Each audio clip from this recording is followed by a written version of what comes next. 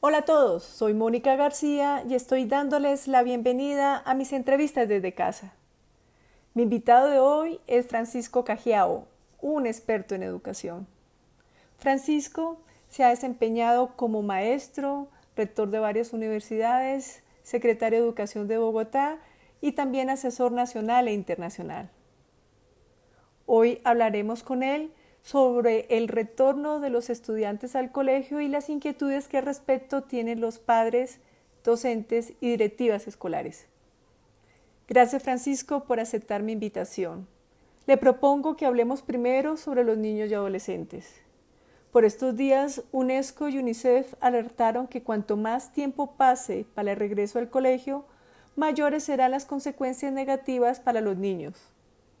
Me preocupan sobre todo los niños que viven en entornos desfavorecidos. Cuénteme usted qué opina. Justamente en este fin de semana estuve viajando, pasando por algunos pueblos, en veredas, en el campo, y es una tristeza ver los niños en la calle o los niños trabajando y las escuelas cerradas, en sitios donde no hay ningún riesgo hoy de pandemia, donde no hay infección, donde están libres totalmente de esto, donde está el campo abierto. Entonces yo creo que tenemos que encontrar un punto de equilibrio. Yo entiendo que en la primera etapa de esta epidemia fuera necesario cerrar los colegios porque no sabíamos nada del virus. Realmente la situación de peligro era muy alarmante. Lo que empezó a suceder primero en China, después en Italia, en España, en Francia, en Alemania, etcétera, fue mostrando que realmente el virus era supremamente agresivo, era supremamente contagioso, pero no teníamos datos precisos de cómo afectaba esto a la gente en las diversas edades. Hoy ya sabemos que a los niños los afecta mucho menos. No es que no se contagien, pero todos los niños que se han contagiado hasta ahora en Colombia han sido contagiados por los adultos, no por los niños. Es decir, que en sus casas, en contacto con adultos, que van al supermercado, que salen a la manifestación, que van al concierto, que van al día sin IVA, todos esos adultos están contaminando a los niños en las casas, no al revés. No son los niños que del colegio están llevando el virus para la casa. Y, pero además ya hay estudios amplios y conocidos que muestran que en los países donde ya han venido haciendo seguimientos, pues claramente los niños no son los vectores fundamentales de transmisión del virus. Y en tercer lugar, está muy claro que el índice de mortalidad en los menores de 20 años es inferior al 1%, al 0, perdón, al 0,01%. Es decir, ni siquiera uno de cada 100, sino uno de cada 10,000 es menor de 20 años. Esto realmente yo creo que le hace pensar a uno que si bien no existen seguridades del 100%, no es el sector de más alto riesgo. Y en cambio sí es de muy alto riesgo que sigan encerrados. Eso desde el punto de vista de uno por uno. Pero desde el punto de vista país es aún más grave, porque los que están llevando la peor parte son los más pobres, porque son los que no han tenido ninguna conexión a Internet, son los que tienen mayores dificultades, los que sus padres no tienen el nivel educativo suficiente para ayudarles, de tal manera que son niños y niñas que se están quedando muy al margen del progreso, mientras que los niños de estratos más altos, pues sus padres han hecho hasta lo imposible por conseguirles instrumentos, herramientas informáticas, con lo cual no estoy diciendo que lo estén disfrutando ni lo estén haciendo bien, pero por lo menos no lo están haciendo tan mal como los otros. Para los padres que me comentan que todavía no han decidido llevar a sus hijos al colegio, ¿qué les dice? Definitivamente la respuesta es muy simple. Es necesario volver al colegio. Y yo diría que los niños tienen que ir hoy día al colegio básicamente a jugar, que no los fastidien más, que los maestros y los directivos y los padres de familia prescindan por un rato de la enseñadera.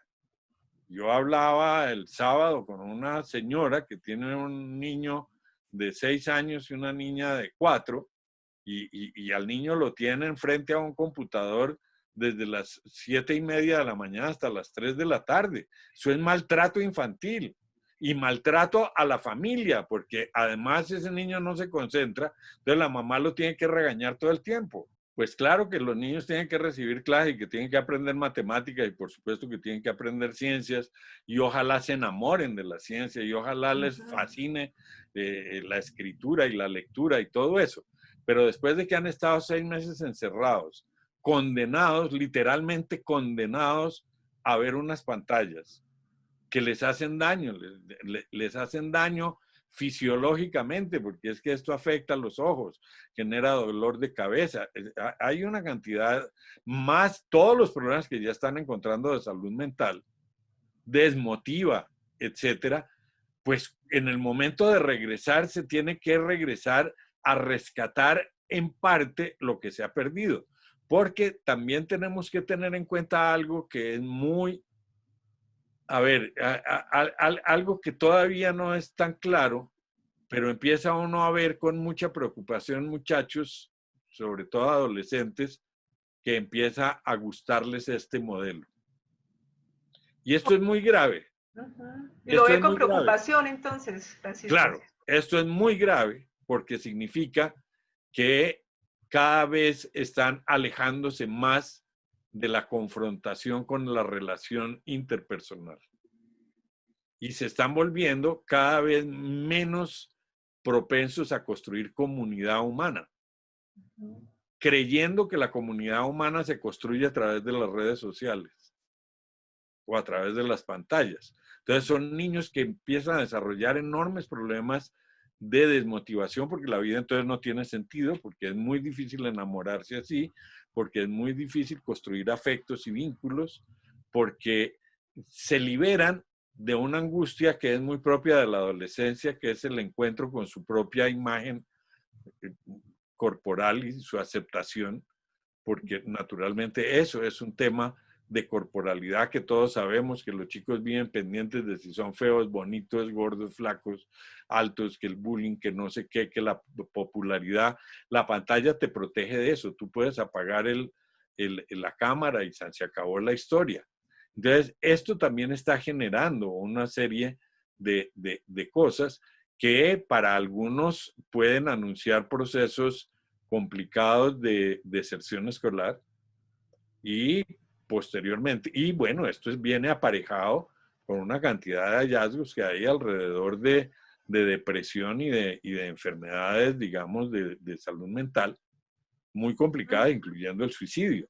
Entonces, yo creo que regresar al colegio es regresar a encontrarse con otros, regresar a encontrarse con el conflicto de ser muchos, regresar a encontrarse con compartir espacios y en los niños más pequeños regresar a jugar, que desde hace 100 años está clarísimo que el camino del aprendizaje es el juego. El niño que no juega no aprende. Me ha llamado la atención que el miedo, la desesperación y la desinformación han sido los protagonistas en esta pandemia. ¿Usted qué piensa al respecto? Este ir y venir entre el miedo y la desesperación tiene en el medio un tema que tú mencionas que es muy importante, que es la información. Entonces, el solo miedo sin información es pura emoción. El miedo sensato con información es el que ayuda a la autoprotección. ¿Qué sucede cuando la información es deficiente? Que generalizamos los miedos a donde no deberían estar y los eliminamos de donde sí deberían estar. Lo que yo le diría a los padres de familia, porque respeto muchísimo ese miedo, yo creo que todos tenemos, todos los seres humanos usamos además el por si acaso. No va a pasar nada, pero por si acaso. Entonces esa es la historia exactamente del ateo que toda su vida ha mostrado ser anticlerical, no va a misa, pero en las últimas dice, pues pónganme los altos óleos por si acaso, ¿qué tal? Va y yo me arrepienta ahorita y me sirva de algo, ¿no? Entonces, ese por si acaso afecta mucho cuando la información está impulsando todos los días a fomentar el miedo.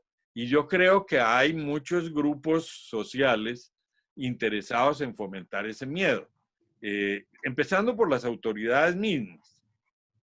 Cuando las autoridades, y no digo que se estén equivocando, ni estoy diciendo que esto se haga exclusivamente por malicia, sino por si acaso. Entonces, cuando sacan los tales protocolos de regreso a clases, lo hacen tan imposible que uno dice, pues si es así, mejor no vamos, porque es como abrir los restaurantes, pero prohibiendo que se venda comida. ¿Qué consejo le da Marixa Díaz y a otros padres como ella que me escriben contándome que tienen que salir a trabajar, pero no tienen con quién dejar a sus hijos en casa y les da miedo que regresen al colegio? Que no tengan miedo, que sus niños tienen mucho menos riesgos en un colegio hoy, donde tomarán muchas medidas de protección, que en la casa. En la casa tienen enormes riesgos de salud, tienen enormes riesgos de soledad. Hay padres de familia que se están revinculando a sus actividades laborales y no tienen tiempo para cuidar a los niños. Los niños empiezan a manifestar una cierta desesperación que les causa daño. Y yo creo que el retorno al colegio es un retorno sano, haciéndolo con medidas de precaución. No súper extrema, no hay que ponerles vestido de astronauta. Pero los niños son mucho más inteligentes que los adultos. Es una oportunidad además de retomar la convivencia. De hecho, si nosotros quisiéramos evitar todo riesgo en la escuela, nunca habría escuelas. Porque si nosotros vamos por la zona del Pacífico, pues cuando se han cerrado las escuelas por epidemias de dengue y de malaria, y esos son todas contagiadas entre niños a través del mosquito, y el mosquito pica cuando están en la escuela. Mariana Gutiérrez es profesora escolar de primaria y me comenta que muchos colegas como ella van a regresar al colegio, pero que algunos han dicho que prefieren seguir en casa. ¿Qué mensaje quiere enviarles a los maestros? Luego a los maestros hay que decirles que tienen la obligación de cumplir con un servicio que es la garantía de un derecho. Es que nosotros no podemos, los maestros, estar que si queremos o no queremos. ¿Qué tal que ahorita los sistemas de salud estuvieran todos en desobediencia civil contra la enfermedad y no atendieran el derecho a la salud? Yo eso no lo puedo entender. Yo francamente eso no lo entiendo. Ahora, que haya que tomar precauciones, sí, claro. Los médicos están tomando precauciones, ya han enfermado los funcionarios de la salud. Pero es que los maestros también garantizamos un servicio que es un derecho fundamental. Entonces nosotros no podemos decir que lo estamos cumpliendo a plena cabalidad cuando el 70% de los niños no están recibiendo el servicio, cuando no están recibiendo la alimentación. Pero nosotros no estamos garantizando eso. Y los maestros tienen esa obligación con precaución. Ahora, Francisco, hablemos de las directivas escolares. En el transcurso de estas semanas deben tomar decisiones muy importantes sobre la reapertura de sus instalaciones educativas, pero dicen estar agobiadas por tanto trámite para obtener la aprobación y también que están preocupadas por la indecisión de los padres de mandar sus hijos al colegio. ¿Qué le recomienda para esta reapertura? Yo creo que las directivas tienen dos cosas que hacer y no mucho más que eso. Lo primero es incentivar a los papás para que pierdan el miedo. En segundo lugar, garantizar que hacen todas las medidas de seguridad racionalmente necesarias. Ahí el problema es que la voz cantante no la tiene nadie distinto del gobierno mismo. Es decir, yo sé, porque conozco varios colegios relativamente medianos, digamos, ni siquiera los pequeñitos, sino medianos. ¿Cómo hace un colegio que tenga 500 estudiantes, que es un colegio mediano, para trabajar solamente con el 30% de los niños? Complicado. ¿Y cómo hace para mantener activos al otro 70% en la casa si tiene ocupados a los profesores con los niños que están presentes? ¿Y cómo hace en ciudades como Bogotá o como Barranquilla o como Cali, donde hay que hacer rutas de transporte largas para llevar los chicos al colegio, cuando realmente no pueden llevar sino un porcentaje del aforo del bus? Entonces, ¿quién lo paga? Porque el transportador no va a cobrar el 10% del recorrido, cobra el 100%. Entonces, ¿cómo se hace? Y mientras tanto, Bogotá aprueba al día de hoy el aforo total de Transmilenio. Entonces, eso es una incoherencia total y completa. Francisco, explíquenos por qué las agremiaciones de docentes están en contra del regreso al colegio y amenazan con paros, si las evidencias científicas muestran que los niños tienen muy baja probabilidad de contagio y que a su vez contagian menos a los adultos. Porque este es un buen recurso para causas políticas.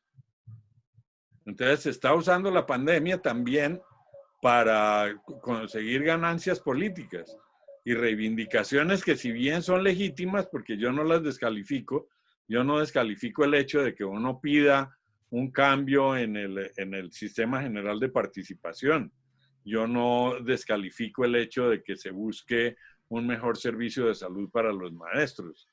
Yo no descalifico el hecho de que se pida mejores dotaciones para los colegios, etcétera, pero no puede uno poner eso como condición para garantizar el derecho a la educación de los pobres, porque es que uno no puede resolver en 2 meses los problemas que no se han resuelto en 2 años bajo la amenaza de que no vuelve a trabajar, cuando los niños de los colegios oficiales, que son por desgracia la población más pobre, porque la educación pública debería ser para todos los estratos sociales, no, la educación estatal, porque pública es toda, según la Constitución.